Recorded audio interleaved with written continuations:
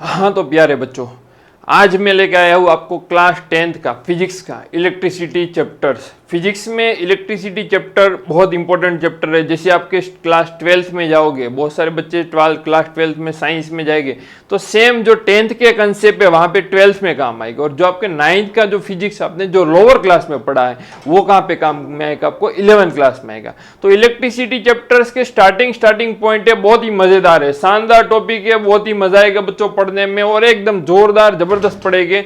तो हर एक बच्चे को एकदम पूरे से पूरी कोशिश रहेगी कि ईच एंड इंडिविजुअल चाइल्ड के सारे टॉपिक कवर करवाएंगे। ठीक है, तो उसको पूरे ध्यान दिए, हर एक बच्चे इधर पूरा फोकस रखेंगे। तो इलेक्ट्रिसिटी चैप्टर्स, यहाँ पे मैंने दो इमेज बनाई। इलेक्ट्रिसिटी काम कहाँ पे आता है, जैसे electricity day to day life में यूज होते हैं, जैसे आपके घर पे तो लाइटिंग द फैन, जो आप फैन चलाते हैं बच्चों, फैन होते हैं तो ये आपको इलेक्ट्रिसिटी के कारण तो चलते हैं। जैसे कि आपको ऐसे लाइट, जो आपको यहाँ पे अभी लाइटिंग होती है, जो आपके घर पे जो बच्चों लाइटिंग होती है, तो ये सब इलेक्ट्रिसिटी के कारण तो चलता है। ठीक है, और अगर आप इलेक्ट्रिक मोटर आ रहे, इलेक्ट्रिक व्हीकल, तो इलेक्ट्रिक व्हीकल, ये सारे इलेक्ट्रिक व्हीकल की बात करें प्यारे बच्चों, तो ये इलेक्ट्रिक व्हीकल भी क्या आपको है इलेक्ट्रिसिटी के कारण तो चलते हैं। तो इलेक्ट्रिसिटी के बिना हमारी लाइफ हम इमेजिन भी नहीं कर सकते, इतनी हम डे टू डे लाइफ में जुड़े हुए हैं। ठीक है, तो अभी इलेक्ट्रिसिटी कैसे करते हैं, देखिए। तो अभी इलेक्ट्रिसिटी की बात करें प्यारे बच्चों, तो अभी मैं आगे बताता हूं आपको। तो इलेक्ट्रिसिटी पढ़ने के पहले इलेक्ट्रिक चार्ज देखते हैं। क्या देखते हैं, इलेक्ट्रिक चार्ज देखते हैं। तो इलेक्ट्रिक चार्ज की बात करें तो आपके पास, अगर मैं एग्जांपल की बात करूं बच्चों, तो एक आपके पास रोड में ले लेता हूं, रोड जिसके आपने एक्सपेरिमेंट किया होगा, एक कंघी होती है, कंघी। इलेक्ट्रिसिटी समझने के पहले इलेक्ट्रिक चार्ज क्या होता है देखते हैं। इलेक्ट्रिक चार्ज क्या होता है बच्चों, जैसे कि आपने डे टू डे लाइफ में एक्सपेरिमेंट किया होगा। जैसे आपके पास कोई कंघी होती है, आप उसको कॉम्ब कहो, उसको अगर आप नॉर्मली कॉम्ब को पीस ऑफ पेपर के पास लेके जाओगे तो वहां पे कोई पीस ऑफ पेपर में कोई तरह का फोर्स नहीं लगेगा, वो normal as it is condition में, ना वहां एट्रैक्टिव होगा ना कोई रिपल्सिव फोर्स होगा। अभी सेम वही कॉम्ब को अगर आप बालों में इसको आप फ्रिक्शन करो, आप इसको मतलब इसमें बालों में क्या करो, उसको ड्राई करिए, उसके बाद वो कंघी को पीस ऑफ पेपर के पास लगे दो, तो पेपर क्या होगा उसमें अट्रैक्ट करे होगे, क्या होगे, अट्रैक्ट हो गए। वो सब आपने एक्सपेरिमेंट किया होगा। सेम अगर आपके पास ग्लास का रोड है, अब ग्लास का रोड नॉर्मली अगर आप पीस ऑफ पेपर के पास लेके जाओगे तो वहां पे कोई फोर्स नहीं लगेगा। बट वही ग्लास के रोड सिल्क के क्लॉथ के साथ उसको आप फ्रिक्शन करोगे, ड्राई करोगे, तो क्या होगा, ग्लास का रोड पीस ऑफ पेपर को क्या करेगा, अट्रैक्ट करेगा। तो ऐसा तो क्या हो गया, उसमें एक तरह का एक प्रॉपर्टी, एक तरह का एक फोर्स लगाने के कारण एक चीज डेवलप हुआ, उसको क्या कहेगी, इलेक्ट्रिक चार्ज कहेगी। क्या कहेगी, इलेक्ट्रिक चार्ज। तो अब इलेक्ट्रिक चार्ज कितने टाइम के हो गए बच्चों, इलेक्ट्रिक चार्ज हो गए मेनली कितने हो गए, 2 टाइप्स के हो गए। कितने हो गए, 2 टाइप्स के हो गए। देखो पेन का कलर चेंज कर देते बच्चों, कितने हो गए, 2 टाइप्स के हो गए। इलेक्ट्रिक चार्ज क्या हो गए प्यारे बच्चों, 2 टाइप्स के हो गए। कौन कौन से हो गए, एक तो प्लस हो गए, एक तो क्या हो गया, एक पॉजिटिव हो गए, पॉजिटिव, और दूसरे माइनस, उसको क्या कहिए, नेगेटिव हो गए। ठीक है, अब सेम वे प्लस और दूसरा भी प्लस, एक तरफ प्लस एक माइनस है, तो प्लस प्लस के बीच में कौन सा फोर्स लगेगा, तो दोनों प्लस है तो वहां पे होता है रिपल्सिव फोर्स। कौन सा होता है, सेम अगर आपने मैग्नेट ऑब्जर्व किया होगा, भाई मैग्नेट ऑब्जर्व किया तो मैग्नेट का एक नॉर्थ पोल होता है, सामने नॉर्थ पोल होता है, तो नॉर्थ के बीच में कौन सा फोर्स लगता है, रिपल्सिव होता है। एक नॉर्थ एंड साउथ के बीच में कौन सा फोर्स लगता है बच्चों, बोलो वहां पे होता है अट्रैक्टिव फोर्स। एक तरफ साउथ एक तरफ नॉर्थ पोल है, तो वहां पे कौन सा होगा, अट्रैक्टिव। अगर साउथ की बात करें तो कौन सा होगा, रिपल्सिव होता है। ठीक है, तो अगर आपकी बात करें तो एक प्लस है, एक तरफ प्लस है, दोनों के बीच में क्या होगा, दुश्मन आउट होगी, तो इसको यहाँ पे कौन सा फोर्स लगेगा, रिपल्सिव लगेगा। एक तरफ माइनस है, सेम में माइनस है, दोनों को रिपल करेगा तो कौन सा, रिपल्सिव फोर्स होगा। एक तरफ प्लस है एक तरफ माइनस है, तो कौन सा फोर्स लगेगा, एट्रैक्टिव फोर्स लगेगा। अगर एक तरफ माइनस ले लिया एक तरफ प्लस लग गया तो कौन सा फोर्स लगेगा भाई, एट्रैक्टिव फोर्स लगेगा। समझ में आ रहा है तुम लोगों को भाई। सेम चार्ज के बीच में कौन सा फोर्स आएगा, रिपल्सिव, और ऑपोजिट चार्ज के बीच में कौन सा फोर्स होगा, एट्रैक्टिव फोर्स होगा। ठीक है, अब चार्ज में कितने हो गए हमारे, अगर आप बात करो बच्चों तो आपने इस केमिस्ट्री में पढ़े होंगे। ठीक है, केमिस्ट्री में अगर आप पढ़े होंगे कि एटम होता है, क्या होता है, एटम होता है। एटम्स की बात करें तो इस तरह एटम होगा, उसके सेंटर में क्या होता है, न्यूक्लियस होता है, न्यूक्लियस में प्रोटॉन होता है, एक न्यूट्रॉन होता है, और यहाँ पे इलेक्ट्रॉन रोटेट करता है, इलेक्ट्रॉन माइनस। अब पॉजिटिव चार्ज में कौन कौन सा है, पॉजिटिव चार्ज में होगा प्रोटॉन, क्या होगा, प्रोटॉन। ये इसकी बात करें तो ये होगा प्रोटॉन। और नेगेटिव में कौन सा आएगा, इलेक्ट्रॉन आएगा, कौन सा आएगा, इलेक्ट्रॉन आएगा, ठीक है। और न्यूट्रॉन, प्रोटॉन होगा ये प्लस रहेगा, इलेक्ट्रॉन होगा ये माइनस होगा, और न्यूट्रॉन होगा इसमें जीरो, कोई चार्ज नहीं होगा, ठीक है, ये न्यूट्रल रहेगा। अब प्रोटॉन के चार्ज की वैल्यू कितनी होती है, प्रोटॉन के चार्ज की बच्चों वैल्यू होगी 1.6 इंटू 10⁻⁻19 कूलम, ये फिक्स वैल्यू है।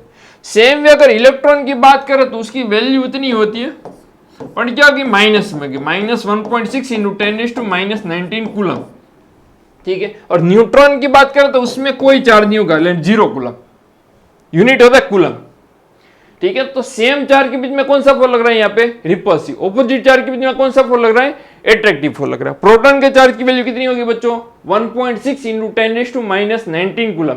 इलेक्ट्रॉन के चार्ज की वैल्यू कितनी होती है, -1.6 इंटू 10⁻⁻19 कूलम। और न्यूट्रॉन की वैल्यू कितनी होगी, 0 कूलम, ठीक है। तो चार्ज के अपने मेन से कितने हो गए, प्लस एंड माइनस, प्लस में कौन सा आएगा, प्रोटॉन, माइनस में कौन सा आएगा, इलेक्ट्रॉन, ठीक है। समझ में आया तुम लोगों भाई, ठीक है। अगर मैं बात करूं कि भाई मेरे पास प्यारे बच्चों, नेक्स्ट स्लाइड कर देते हैं, एक मेरे पास ऐसा है कि भाई एक बॉडी है, इसमें 3 इलेक्ट्रॉन है, कितने हैं, 3 इलेक्ट्रॉन है।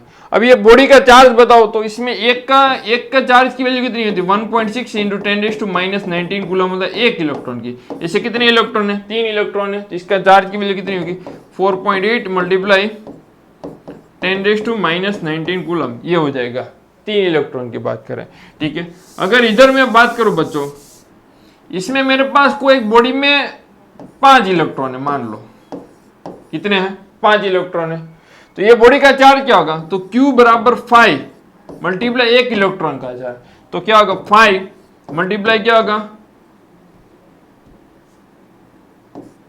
1.6 इंटू 10⁻⁻19 कूलम, तो ये आपका आंसर आ जाएगा 8 मल्टीप्लाई 10⁻⁻19 कूलम। ये 5 इलेक्ट्रॉन का चार्ज आ गया, ठीक है। अगर बात करते हैं बच्चों, अगर एक बॉडी है उसमें 2 प्रोटॉन है और 2 इलेक्ट्रॉन है, तो बॉडी का चार्ज कितना होगा, अब 2 प्लस में है 2 माइनस में, तो दोनों को कैंसिल कर दे, तो आंसर क्या आएगा, 0 कूलम, आंसर क्या हो जाएगा, 0 कूलम, ठीक है। अगर मैंने फिर और एक इलेक्ट्रॉन बढ़ाया, तो ये दूसरे तो कैंसिल करे, तो बचा कौन सा, एक ही इलेक्ट्रॉन बचा, तो क्या आएगा -1.6 इंटू 10⁻⁻19 कूलम, ठीक है। तो एक इलेक्ट्रॉन के चार्ज की वैल्यू आई, ठीक है। अभी क्वांटाइजेशन ऑफ चार्ज, इसका मतलब क्या होगा, यही होता है कि अगर कोई, अभी मैं बताया कि अगर Q बराबर n, ये फॉर्मूला है आपके पास, n मतलब number of electron in proton, E मतलब इलेक्ट्रॉन का चार्ज, इलेक्ट्रॉन के चार्ज की वैल्यू, ठीक है। और इलेक्ट्रॉन के चार्ज की वैल्यू कितनी होती, 1.6 मल्टीप्लाई 10⁻⁻19 कूलम, ठीक है। अब एक कूलम बड़ा यूनिट होता है बच्चों, एक कूलम बहुत बड़ा यूनिट होता है, इलेक्ट्रॉन के चार्ज की वैल्यू तो बहुत छोटी होती है। अगर मैं बात करूं, ठीक है, अगर एक 1 कूलम चार्ज है, 1 कूलम चार्ज, उसमें नंबर ऑफ इलेक्ट्रॉन कितने हैं, यहाँ पे क्वेश्चन दिया है कि 1 कूलम चार्ज में नंबर ऑफ इलेक्ट्रॉन बताइए। तो अभी मैं बात करूं, यहाँ पे Q बराबर मैंने क्या लिखा, Ne, यहाँ पे कितनी वैल्यू मेरे को दिया है, 1 कूलम, n इलेक्ट्रॉन के चार्ज की वैल्यू कितनी, 1.6 मल्टीप्लाई 10⁻⁻19 कूलम। अभी आपको n फाइंड करना है, तो n बराबर फॉर्मूला क्या आएगा, 1 divide by 1.6 multiply 10⁻⁻19, 1 divide by 1.6, ये 10⁻⁻19 ऊपर क्या था, +19 हो गया, 1 डिवाइड बाय 1.6 क्या होगा, 0.625 इंटू 10⁻19 हुआ, 3 0 इधर जाने तो 625 इंटू 10⁻16, इतने इलेक्ट्रॉन हो गए 1 कूलम में, इतने इलेक्ट्रॉन मिलेंगे तब आपका क्या है, 1 कूलम चार्ज होगा।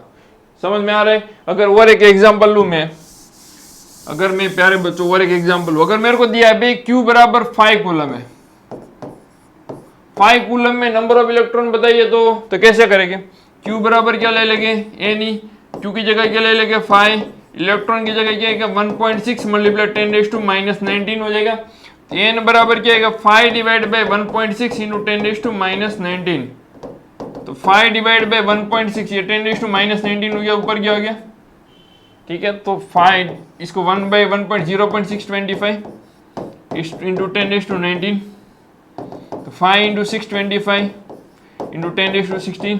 अब ये दोनों को मल्टीप्लाई कर दो, जो आंसर आएगा उस तरह जितने नंबर ऑफ इलेक्ट्रॉन रहेंगे आपके। समझ में आ रहा है आपको? Q बराबर एन, एन क्या है? Number of electron and proton, Q क्या है? बॉडी का चार्ज है। ठीक है, अभी आपने यहाँ पे देखा भाई, क्या क्या देखा? Quantization of charge. अभी हमने क्या क्या देखा भाई? चार्ज देखा। दो टाइप के चार्ज थे, एक तो प्रोटॉन थे, एक इलेक्ट्रॉन थे। प्रोटॉन के चार्ज की वैल्यू क्या होगी? प्लस होगी। इलेक्ट्रॉन के चार्ज की वैल्यू क्या होगी? माइनस होगी। और न्यूट्रॉन क्या होगा? न्यूट्रल होगा, 0 कूलम। ठीक है, और सेम चार्ज के बीच में कौन सा फोर्स लग रहा है? तो रिपल्सिव। ऑपोजिट चार्ज के बीच में कौन सा फोर्स लग रहा है? तो एट्रैक्टिव फोर्स लग रहा है, बराबर। और फिर हमने क्वांटाइजेशन ऑफ चार्ज, 1 कूलम में कितने इलेक्ट्रॉन आते हैं वो अभी देखा। 5 इलेक्ट्रॉन है। कोई बॉडी का भी देखा ना भाई, अगर कोई बॉडी है वहां पे 3 इलेक्ट्रॉन है, यहाँ पे 2 प्रोटॉन है, तो ये दोनों तो कैंसिल हो जाएगा, तो बचेगा कौन सा? 1 इलेक्ट्रॉन, क्योंकि ये माइनस में है तीनों, ये 2 प्लस में है, तो आपस में कैंसिल कर देगा, तो बचेगा 1 इलेक्ट्रॉन। तो आंसर क्या आएगा? Q बराबर 1 ही रहेगा। ठीक है, अगर फिर मैं प्रोटॉन ऐड कर दूंगा तो क्या आंसर आएगा? Q बराबर 0 कूलम आएगा, क्योंकि 3 प्लस 3 माइनस 3 प्लस, तो आपस में कैंसिल कर दिया, तो आंसर क्या आ गया? 0 कूलम आ गया। ठीक है, तो अभी आगे देखते हैं बच्चों, कंडक्टर और इंसुलेटर क्या होता है। हाँ, बहुत बढ़िया टॉपिक है। कंडक्टर और इंसुलेटर क्या होगा? कंडक्टर ऐसे मटेरियल हो गए कि जिसमें करंट पास होता है। अगर आप एक तरह जगह से दूसरी जगह में करंट सप्लाई करना है, तो ऐसे एक बीच में मटेरियल लगा तो करंट वहां से वहां तक पहुंच पाएगा। वैसे मटेरियल को क्या कहेंगे प्यारे बच्चों? कंडक्टर के। क्या कहेंगे? कंडक्टर कहेंगे। और इंसुलेटर क्या होता है? जिसमें करंट पास नहीं होता है, वैसे मटेरियल को क्या कहेंगे? इंसुलेटर कहेंगे। क्या कहेंगे? इंसुलेटर। ठीक है, तो अभी यहाँ पे एग्जाम्पल कंडक्टर के कौन कौन से होते? कॉपर वायर है, एल्यूमिनियम है। हम खुद कंडक्टर है, क्योंकि भाई इधर उंगली लगाई तो अपने को झटका लगता है कि नहीं लगता है बच्चों? इसको क्या, हम तो we are the conductor. Copper है, एल्यूमिनियम है, ये सारे क्या आपके कंडक्टर है। और इंसुलेटर में क्या होगा? जिसमें करंट पास नहीं होता है, वैसे मटेरियल को क्या कहेंगे? इंसुलेटर कहेंगे। जिसमें क्या है? Would, plastic, rubber. ठीक है, ये सारे एग्जांपल ऑफ द इंसुलेटर। यहाँ पे आपको डायग्राम दिया है, देखो ये हमारा वायर होता है, उसके ऊपर प्लास्टिक का लेयर होता है, आपने देखा होगा। और ये यहाँ पे देखो अंदर जो वायर पास होता है कॉपर का, ये क्या आप कॉपर वायर, इसको क्या कंडक्टर कहेंगे। ठीक है, और ऊपर जो प्लास्टिक का लेयर लगा है उसको क्या कहेंगे? इंसुलेटर कहेंगे। सेम वे जो आप ये प्लग लगाते हैं ना, प्लग के यहाँ पे जो एल्यूमिनियम का इस तरह से होता है बच्चों, या कॉपर का भी होता है, तो इसको क्या कहेंगे? कंडक्टर कहेंगे। ऊपर प्लास्टिक का होता है उसको क्या कहेंगे? इंसुलेटर कहेंगे। ठीक है, तो कंडक्टर समझ में आया भाई? बस बच्चा जान रहे कैसे होता है। जो जिसमें करंट पास होता है वैसे मटेरियल को क्या कहेंगे? कंडक्टर कहेंगे। जिसमें पास नहीं होता है उसको क्या कहेंगे? इंसुलेटर कहेंगे। कंडक्टर में क्या है? Copper wire, water, human body are the example of the conductor.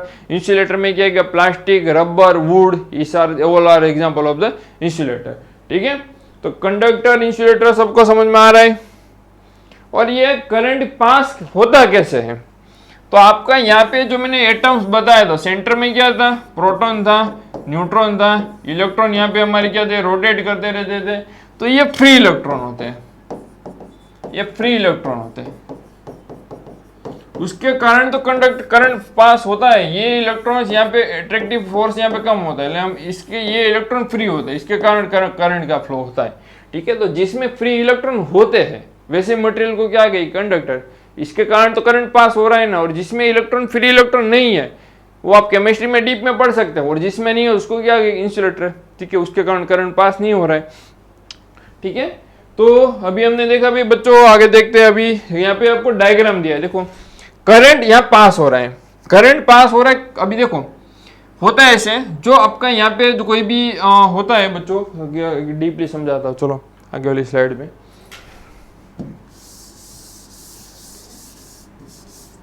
कोई कंडक्टर है, मान लो ऐसे कंडक्टर है आपका। ठीक है, कंडक्टर है। अब इसमें क्या होता है? अंदर तो दोनों तो हो गए, प्रोटॉन भी रहेंगे, इलेक्ट्रॉन भी रहेंगे, क्योंकि एटम्स होते हैं। तो यहाँ पे इलेक्ट्रॉन होते हैं एज वेल एज प्रोटॉन होते हैं, इलेक्ट्रॉन होते हैं। ये प्लस, इसको प्लस ले लिया, ये माइनस इलेक्ट्रॉन आपके रहेंगे, प्रोटॉन रहेंगे, इलेक्ट्रॉन रहेंगे। प्रोटॉन का पी दे देते, इलेक्ट्रॉन का माइनस दे देते, पी रहेगा, ई रहेगा, ई रहेगा। अगर आप प्लस माइनस की बात करो तो ऐसे भी हम लिख सकते हैं। ये हो गया आपका, एक प्लस है, माइनस है, प्लस है, माइनस है, प्लस है, minus plus minus plus minus, इस तरह से रहेगा ना सब कुछ भाई। तो प्लस भी रहेगा माइनस भी रहेगा। अभी करंट पास हो रहा है, करंट पास होगा मतलब इलेक्ट्रॉन का फ्लो हो रहा है, माइनस मतलब इलेक्ट्रॉन है, प्लस मतलब प्रोटॉन है, ठीक है। तो अभी इलेक्ट्रॉन करंट, अभी पहले के टाइम में इलेक्ट्रॉन सर्च नहीं हुआ था, आपके पूर्वजों, मेरे दादा, आपके दादा, करंट का सर्च नहीं हुआ था इलेक्ट्रॉन। उस टाइम क्या था, करंट की डायरेक्शन क्या होता था, तो आपको प्लस, ऐसे प्लस चार्ज की डायरेक्शन में लिया जाता, हालांकि पर रियलिटी में इलेक्ट्रॉन का फ्लो होता है। तो आपका इलेक्ट्रॉन होता है ना, इलेक्ट्रॉन का फ्लो इस डायरेक्शन में हो रहा है, तो आपका करंट की डायरेक्शन है ना, उसकी ऑपोजिट डायरेक्शन में लिया जाता है, करंट की डायरेक्शन उसके ऑपोजिट डायरेक्शन में लिया जाता है, ठीक है। इलेक्ट्रॉन का फ्लो इधर हो रहा है, तो करंट की डायरेक्शन हम कौन सी कंसीडर करेंगे, ये डायरेक्शन, इलेक्ट्रॉन इधर पास हो रहे हैं अगर, ठीक है ना, तो आपके इलेक्ट्रॉन सारे इधर आ रहे हैं, तो करंट क्या होगा, इधर जा रहे हैं, ठीक है। तो आपको अगर मैं फिर से और समझाऊं, फ्लो ऑफ इलेक्ट्रॉन, इलेक्ट्रॉन इधर आ रहे हैं, तो करंट क्या होगा, उसके ऑपोजिट डायरेक्शन में लिया जाएगा, ठीक है। बाकी रियलिटी में ऐसे फ्लो है, पर पहले के टाइम में पूर्वजों का मान लेते कन्वेंशनल करंट कहेगा, जो पहले से चला आ रहा है। बाकी रियलिटी में तो ऐसे होता है, इलेक्ट्रॉन इधर फ्लो हो रहे हैं। बट अभी जो आपको एनसीईआरटी में, जो आपको टेक्स्ट बुक में ऐसे भगवत गीता समझ लो, उसमें दिया है कि करंट ऐसे फ्लो हो रहा है, तो मान लेते हैं उसकी बात, करंट उस डायरेक्शन में लिया जाता है, ठीक है। तो यहां पे आपको दिया है, देखो, तो ये इलेक्ट्रॉन है, ये इलेक्ट्रॉन है,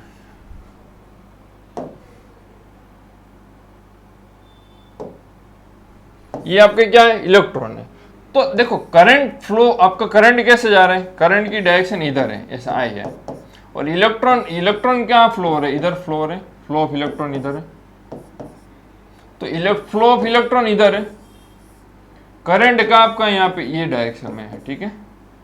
पोटेंशियल डिफरेंस नेक्स्ट क्लास में देखेंगे, पर अभी आपको इतना समझना है, जो करंट इलेक्ट्रॉन इधर फ्लो हो रहा है, तो करंट की डायरेक्शन उसकी ऑपोजिट डायरेक्शन में हमें लेना है। अगर आपका इलेक्ट्रॉन का सारे का फ्लो इधर हो रहा है, तो करंट की डायरेक्शन हमें यहां लेनी है, वो आपको बस खाली अभी समझना है, ठीक है। कन्वेंशनल करंट कहेंगे, ठीक है। अभी इलेक्ट्रिक करंट होता क्या है, ठीक है, कन्वेंशनल करंट देखा, यहां पे अभी आपको समझाता हूं करंट कैसे होता है। देखो बच्चों, अभी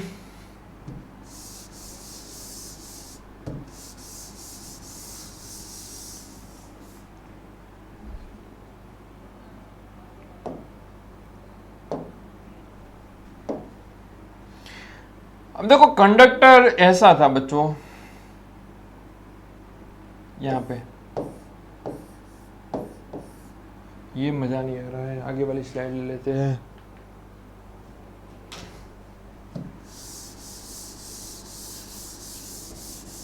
ठीक है,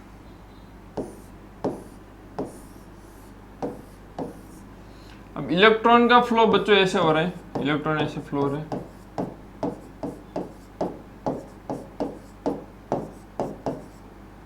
क्या हो गया,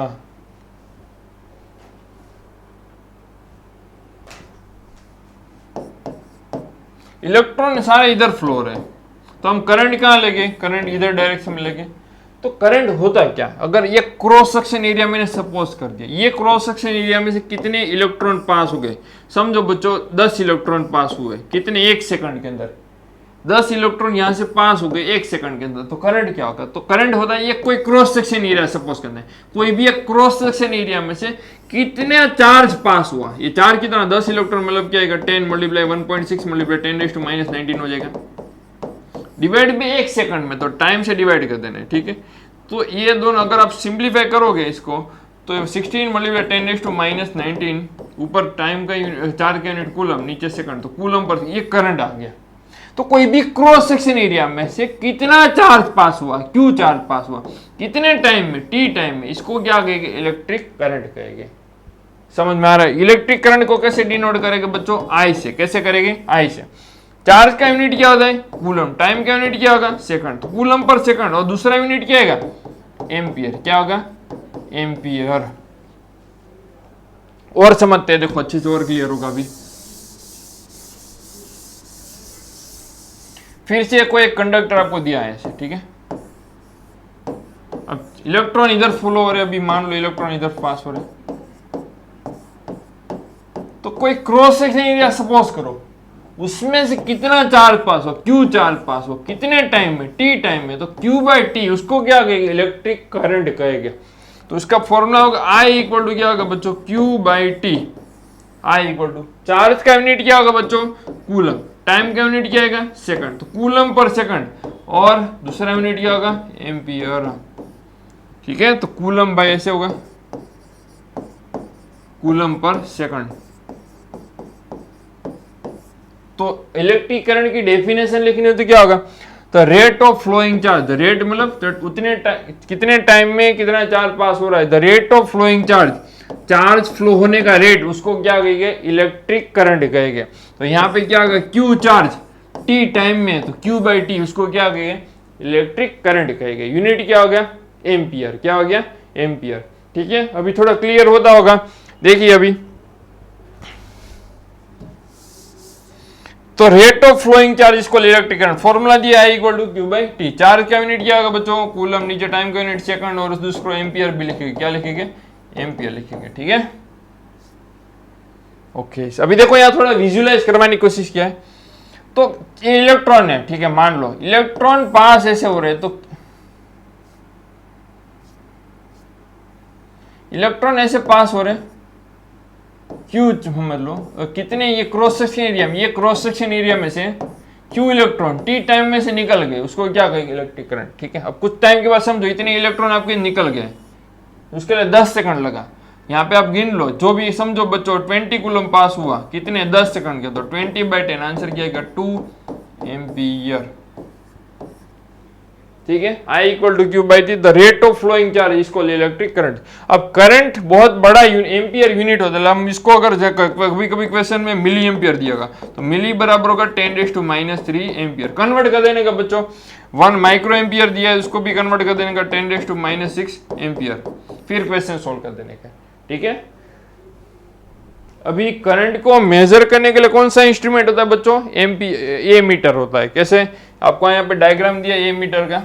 ठीक है, उस करंट को मेजर करने के लिए ए मीटर यूज करते हैं हम लोग। ठीक है, और ए मीटर का भी रेजिस्टेंस कम होगा, वो आगे आप पढ़ोगे अच्छे से। पर आपको अगर 1 एम्पियर की डेफिनेशन पूछेगा तो क्या आंसर आएगा, 1 एम्पियर। अब देखो आई इक्वल टू क्या फॉर्मूला था, क्यू बाई टी। आई का आंसर 1 का पॉसिबल है। अब बोलोगे सर 1 कूलम रख दो और 1 सेकंड रख दो, तो 1 कूलम चार्ज 1 सेकंड में पास हो जाए, उसको क्या कहेंगे, 1 एम्पियर कहेंगे।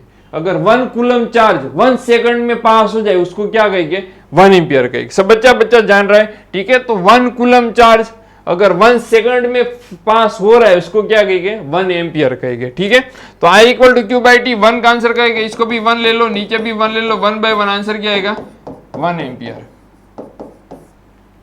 ओके, यहां तो एक दो क्वेश्चन दिए हैं। ये फॉर्मूला कौन सा यूज करना है प्यारे बच्चों, I equal to Q by T. अब ये फॉर्मूला का यूज करके हम ये एक दो क्वेश्चन सोल्व करते हैं। ध्यान देना, पहले डेटा लिख देते हैं। वायर दिया है, उसमें चार्ज कितना पास हो रहा है, 900 कूलम, तो क्यू बराबर क्या ले लेंगे, 900 कूलम। ठीक है, कितने पास में टाइम में पास हो रहा है, टी बराबर 10 मिनट, मिनट को सेकंड में कन्वर्ट कर देंगे, तो 10, 1 मिनट में 60 सेकंड, तो 10 × 60, 600 सेकंड। ठीक है, तो अभी हमको फॉर्मूला क्या पूछा है कि find the current, current find किया, तो फॉर्मूला आई इक्वल टू क्या होगा, क्यू अपॉन टी। क्यू की वैल्यू कितनी दिया बच्चों, 900, टाइम कितना दिया है, 600, 2 0 छम हो गया, 9/6, 9/6 को क्या ऊपर 3 3 जा 3 2 जा 1.5, करंट का यूनिट क्या होगा, एम्पियर। तो आंसर क्या है, 1.5 एम्पियर। समझ में आ रहा है, एकदम इजी। यही फॉर्मूला यूज करना, I equal to Q by T. ठीक है, चलो आगे देखते हैं। How much charge flow through wire in 10 minute. Time दिया है, पहले डेटा लिख देने का, टी बराबर क्या दिया, 10 मिनट। 1 मिनट में कितनी सेकंड होती है, 60, तो 10 × 60 कितना आएगा, बच्चा जान रहा है, 600 सेकंड। ये आपको टाइम आ गया। कितने करंट दिया है, कितना दिया है, 2.5 एम्पियर। तो इसमें कितना चार्ज पास, अभी करंट दिया है, ये सवाल में करंट आपको दे दिया, चार्ज फाइंड करना है। तो आई इक्वल टू फॉर्मूला क्या होगा बच्चों, क्यू बाई टी। तो Q बराबर क्या आएगा, बच्चा जान रहा है, आई टी। आई की वैल्यू कितनी दिया है, 2.5, इंटू टाइम कितना है, 600, तो 25/10 इंटू 600, 0 0 कैंसिल हो रहे, 25 × 60, 1500 कूलम, तो 1500 कूलम पास हो रहा है। कितने 10 मिनट पास होगा अगर 2.5 एम्पियर, ठीक है, तो 1500 कूलम पास हो जाएगा। तो Q बराबर क्या हमारा आंसर है 1500 कूलम। ठीक है, चलो आगे देखते हैं। अब इस बार पूछा है बच्चों नंबर ऑफ इलेक्ट्रॉन पास आए हैं, ठीक है। अब देयर इज करंट कितना है 5 एम्पियर। देखो पहले लिख देते हैं I बराबर क्या लिख देंगे 5 एम्पियर। टाइम पर सेकंड मतलब क्या है 1 सेकंड। तो आपको क्या पूछा n फाइंड करना है, बराबर। तो फॉर्मूला क्या होगा I इक्वल टू क्या होगा Q बाई टी। Q बराबर क्या होगा IT। करंट कितना दिया है 5, टाइम कितना दिया है 1, तो आंसर क्या आएगा 5 कूलम। Q बराबर 5 कूलम आ गया, ठीक है। अभी आपको 5 कूलम आए, आपको कूलम थोड़ी पूछा था, आपको तो पूछा ये 5 कूलम में कितने, मतलब समझो ये 5 कूलम पास गया, तो 5 कूलम के अंदर कितने इलेक्ट्रॉन आ रहे हैं वो आपको पता है, वो क्वांटाइजेशन ऑफ चार्ज। Q बराबर क्या आएगा n ये आएगा, ये 5 n फाइंड करना है। इसका क्या होगा 1.6 मल्टीप्लाई 10⁻⁻⁹। समझ में आ रहा तुम लोगों को भाई, ठीक है। तो 5 डिवाइड बाई क्या यूज करेंगे 1.6 मल्टीप्लाई। अब कैलकुलेशन वाला पार्ट है, वो तो तुम लोग जानते ही हो। तो ये 0.625 आ गया इंटू 10⁻⁹। अब ये दोनों को मल्टीप्लाई करना आता है तुम लोग को, ठीक है। तो अब कर दोगे सिंप्लीफाई, 5 मल्टीप्लाई 625 इंटू 10⁻16 हो जाएगा। अब ये मल्टीप्लाई कर देना, उसको मल्टीप्लाई 10⁻16, उतने इलेक्ट्रॉन पास हो जाएंगे। कब 5 एम्पियर करंट पास होगा 1 सेकंड के अंदर। 5 एम्पियर करंट पास होगा 1 सेकंड के अंदर, तो इतने आपको ये दोनों को मल्टीप्लाई करके जो भी आ रहा है पुट कर देने, उतने नंबर ऑफ इलेक्ट्रॉन पास हो गए। क्लियर हो रहा है अभी, चलो आगे देखते हैं बच्चों। तो अभी बच्चों नेक्स्ट क्वेश्चन देखते हैं। देखो यहाँ पे करंट क्या दिया है आपको I दिया है, क्या दिया है I दिया है। चार्ज किया इलेक्ट्रॉन E दिया है, और आपको क्या पूछा है कि भाई नंबर्स फाइंड करने हैं। तो भाई पहले तो सिंपल फॉर्मूला बच्चा जान रहे, I बराबर क्या होगा Q बाई टी। तो Q बराबर क्या होगा प्यारे बच्चों I इंटू टी, ये चार्ज आ गया। आपको क्या पूछा चार्ज थोड़ी पूछा, आपको तो पूछा N। तो Q बराबर क्या आएगा NE, ठीक है। तो Q की वैल्यू कितनी आपके पास आई IT आई, क्या आई IT।